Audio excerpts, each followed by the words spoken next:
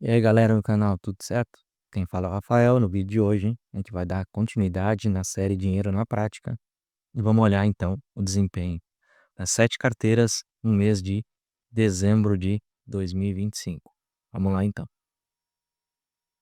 Começando pelo QBTC, no mês de dezembro de 2025, a gente ainda estava em queda, né? Só que era uma queda muito mais controlada, vinha parecido com o mês de novembro, né? Podem ver que pelo gráfico de barras aqui, a perda de capital ela foi praticamente igual nos 2 meses aqui, mas em janeiro e fevereiro isso se acentuou porque o Bitcoin tem caído bastante.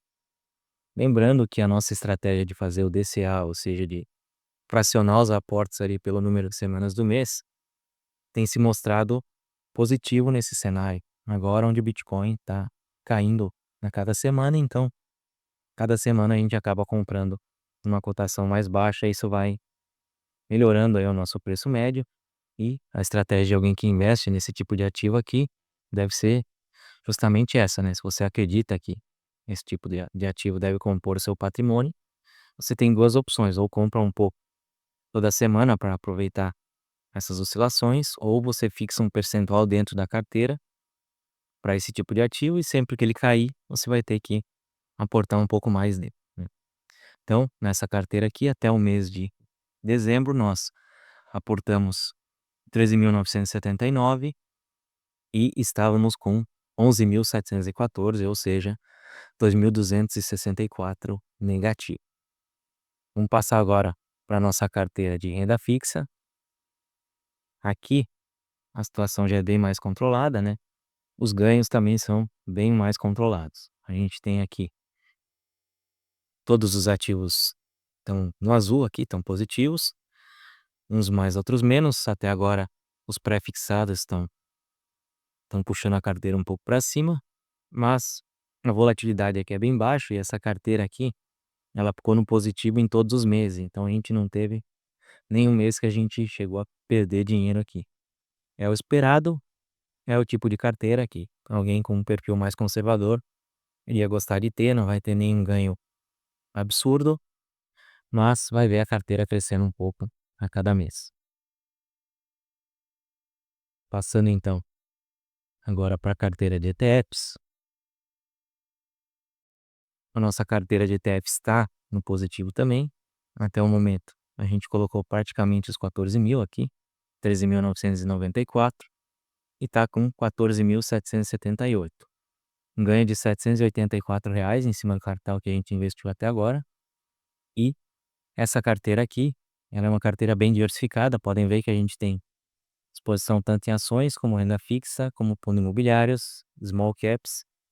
Tem exposição internacional através do Nasdaq e tem as criptomoedas aqui através do hash. Então, podem ver que o que está destoando do restante da carteira é o hash 11, onde a gente está com 39,71% de perda em relação ao nosso preço médio, e por isso que o desempenho dela não está sendo melhor. Porém, a parte boa de fazer uma alocação estrutural e seguir ela é que a gente sabe que para os próximos meses a gente vai estar comprando o ativo com um preço menor, isso vai baixar o nosso preço médio, e no longo prazo isso tende a ser muito bom para a nossa carteira. Até o momento é uma carteira que está performando muito bem, e também em todos os meses ela ficou no positivo, ó. Podem ver que a barrinha do ganho de capital está sempre positiva aqui. Passamos agora para a nossa carteira de fundos imobiliários. Ela acho que chegou a ficar negativa em um mês, ó, no mês de julho. Depois no mês de agosto um pouquinho negativa, e dali em diante a gente ficou sempre no positivo com os fundos imobiliários. Olhando aqui simplesmente por variação, a gente tem um fundo imobiliário que a gente perdeu 5% do valor investido em relação ao preço médio aqui, e o restante está positivo, ou o HGLG aqui que está praticamente de lado, tá? O foco dessa carteira aqui não é tanto a valorização dos ativos, mas tem uma crescente nos dividendos que a gente recebe todo mês, né? É uma carteira que seria uma carteira de renda. isso vem acontecendo. Podem olhar o gráfico aqui, é praticamente uma linha reta aqui, o quanto os nossos dividendos estão subindo. Aqui, em dezembro, a gente recebeu 124,50. Temos que fazer os aportes de janeiro ainda, então essa barrinha de janeiro vai subir um pouquinho mais. E acredito que de janeiro em diante a gente já passe a ganhar uma cota, pelo menos, do nosso ativo mais caro aqui, que seria o HGLG. Então, de fevereiro para frente, pelo menos R$ 156 de dividendos. Eu acredito que a gente vai receber sem grandes esforços, né? E no ano, vamos ver, só de curioso aqui quanto que a gente recebeu. A gente começou a carteira em junho de 2025 e no ano passado a gente recebeu 465,81. Um valor bem legal aí de dividendos, né? Agora vamos para a próxima carteira, carteira de commodities. Essa daqui é uma carteira que a gente já aceita um risco muito maior, uma oscilação maior por se tratarem de empresas de commodities que já estão suscetíveis a muito mais fatores para variar a cotação. Tem dólar, tem a demanda por essas commodities, enfim. E aqui, Raizen está puxando a carteira para baixo por enquanto, né? Por enquanto, podemos dizer desde que a nossa carteira começou. Acho que a gente pegou 2 meses com a cotação de Raizen um pouco mais alta e depois, daqui em diante, ela começou a cair bastante, né? Se a gente for olhar no gráfico de Raizen aqui dos últimos 6 meses, do mês 6 que a gente começou a fazer na carteira, ela saiu de 1,99 para 85 centavos. Então, praticamente caiu 50% do valor. Então, é bem esperado que essa empresa aqui tivesse uma rentabilidade bem baixa para a gente, né? O restante das empresas aqui, a gente tem SLC Agrícola e Suzano, que estão no negativo, mas muitas surpresas boas aqui. Petrobras com 19,6%, CSN 24%, Gerdau 25%, Minas 37% e Vale 53% de valorização. Como eu falei, é uma carteira que a gente já esperava que fosse ser bem volátil, mas a gente está buscando aqui um retorno superior, então essa volatilidade tende a nos ajudar no longo prazo. Em dezembro a gente recebeu R$ 102 de proventos aqui, e se a gente fosse agrupar por ano, no ano passado, né, até dezembro de 2025, a gente recebeu R$ 154 nessa carteira aqui. Agora a carteira que é a queridinha da maioria do pessoal, a carteira Barsi, que só investe em empresas de dividendos. Se a gente agrupar aqui pelo ano passado, R$ 197 a gente recebeu de dividendos.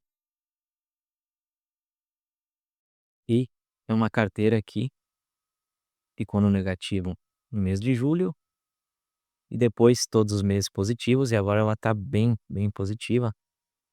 A gente colocou R$ 14.000 nela do nosso bolso. Esses 167,44 a mais aqui, eles vêm dos dividendos que a gente reinvestiu, e a gente está com 15.460 de patrimônio. Aqui, todas as empresas estão no positivo, né? A empresa que está pior aqui está com 9,34% no positivo. Ou seja, a tese do Barsi parece que está funcionando, né? Vamos estar investindo em empresas pagadoras de dividendo. Essas empresas estão performando bem e pagando dividendos para nossa carteira aí. E por fim, nossa última carteira é a carteira completa. Ela é parecida com a carteira de ETFs no questão de exposição dela a diversos tipos de ativo. Porém, no caso dela aqui, a gente está fazendo essa exposição mais direta, escolhendo os ativos, tanto para ações como para fundos imobiliários. E aí a renda fixa a gente está fazendo através dos mesmos ETFs que a gente usa na carteira de renda fixa, internacional através do NASD11 e criptomoeda através do Hash11. Aqui nos ETFs é a mesma coisa, quem está puxando um pouco para baixo é o Hash11, a gente está com 36% negativo aqui.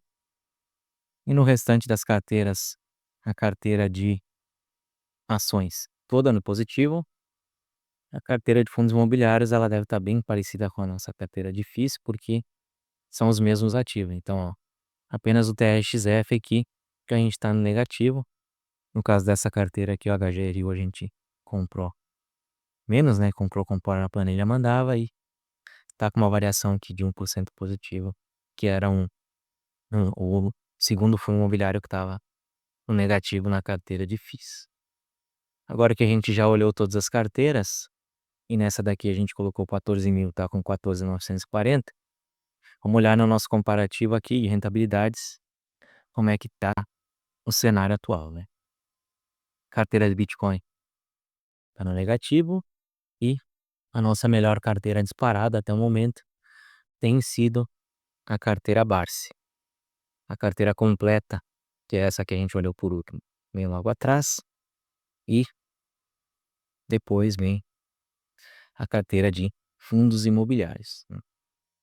E olhando o que nos interessa, que é o percentual em relação ao CDI, carteira de Bitcoin está para trás, carteira de renda fixa está rendendo 80% de CDI até o momento, carteira de FIIs 113% de CDI, carteira de commodities 71% de CDI, a carteira Barsi 217% de CDI, a carteira de ETFs praticamente 100% de CDI, acompanhando o CDI, e a carteira completa 140% do CDI. Então, até o momento, 3 carteiras aqui, carteira Barsi, a carteira completa e a carteira de FIIs estão tendo um desempenho melhor e uma carteira está praticamente empatada e 3 carteiras estão para trás. Bem equilibrado aqui.